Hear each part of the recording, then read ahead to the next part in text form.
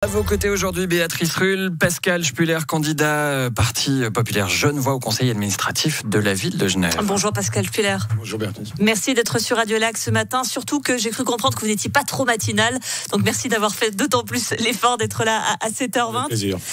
Vous avez fait partie des pionniers du MCG, puis ceux de Genève en marche. Vous avez donc fondé ce Parti populaire genevois.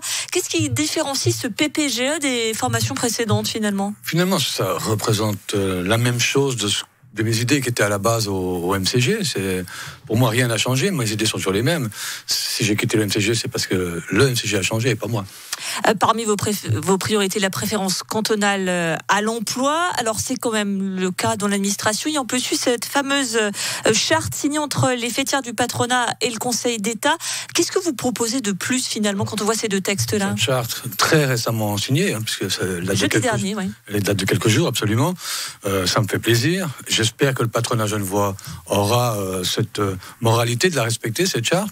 Même dans l'administration, si ça a été mis en place plus ou moins, des directives ont été mises en place plus ou moins il y a quelques années maintenant, ces directives n'ont pas été respectées par tout le monde, et encore moins par la ville de Genève. Et là, on parle de la ville de Genève, et je pense qu'au niveau de la ville, il y a quelque chose à faire. Il y a encore beaucoup de changements à mettre en place, puisque le rayon d'engagement va jusqu'à Annecy, pour donner un exemple, alors qu'il s'arrête presque à la frontière du canton de Vaud, du côté suisse. Donc concrètement, si vous êtes élu conseiller administratif concernant les emplois de la ville, par exemple, qu'est-ce que vous ferez ? Pour moi, c'est priorité locale, absolument.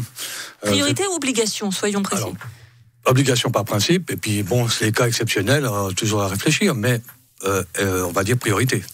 On voit que le chômage à Genève est de 3,9%. Est-ce que la préférence cantonale, c'est encore une des priorités quand on voit que finalement le chômage n'est plus au niveau d'il y a quelques années ? Alors, quand on fait venir 130 000 pendulaires sur le canton, alors qu'on a à peu près 70-80 000 places disponibles pour des travailleurs hors frontières, je pense qu'on doit remettre l'église au milieu du village. Et puis, il y a donc une nécessité de donner cette priorité pour les chômeurs genevois, pour les gens qui sont ici, pour les résidents, puisqu'il y a des places disponibles.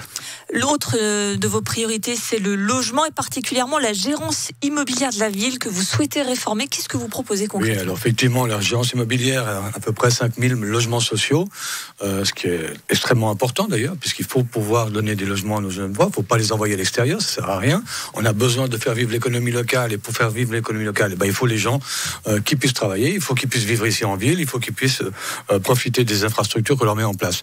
Donc cette gérance immobilière est extrêmement importante, mais aujourd'hui, ils ont une forme d'application. S'ils se veulent vendeurs de logements sociaux, ils n'ont pas du tout cette mentalité sociale, ils n'ont aucun humanisme dans le traitement des dossiers. C'est un gros problème. Aujourd'hui, on met dehors des gens parce qu'ils sont en sous-occupation, alors que ça fait 30 ans qu'ils habitent dans le même appartement. C'est juste scandaleux. Et on doit pouvoir trouver des systèmes, typiquement, par exemple, laisser venir des étudiants habiter le logement, alors que les règles aujourd'hui ne le permettent pas, par exemple. Il y a beaucoup de logements, pas de logements vides, de surfaces vides. On pense à ces fameux bureaux. Il y avait une loi pour permettre de les transformer en logements. Ça ne fonctionne pas, voire pas du tout. C'est une mauvaise volonté du département des constructions. Pour vous, ça vient d'Antonio Jors ? Oui, bien sûr. Absolument. Alors le département des constructions, lui, met en avant le fait dernièrement qu'il y a eu ces 2 refus du peuple. Alors on élargit un peu le débat, mais pour les constructions notamment à Cointrin ou près du stand, disons finalement les Genevois ne veulent pas les projets qu'on leur propose. La loi Zacharias date de quelques années, le refus des Genevois date d'une semaine, 10 jours. Donc ça n'a rien à voir. Je pense qu'effectivement il y a eu les pieds contre les murs de la part du département quand on a fait cette loi, quand on a voté cette loi. Cette loi elle est loin d'être stupide, puisqu'il y a possibilité des retours en arrière. Peut-être compliqué techniquement, mais pas appliqué, pardon. Pas appliqué, j'ai compris compliqué. Je pense, elle n'est pas appliquée absolument par le département. Ils mettent les pieds contre le mur, comme j'ai dit tout à l'heure. Imaginons que vous ne soyez pas élu au conseil administratif dans 3 semaines. Qu'est-ce que vous faites ? Les vacances. Je vous laisse terminer cette phrase. Moi, conseiller administratif de la ville de Genève, je m'engage à...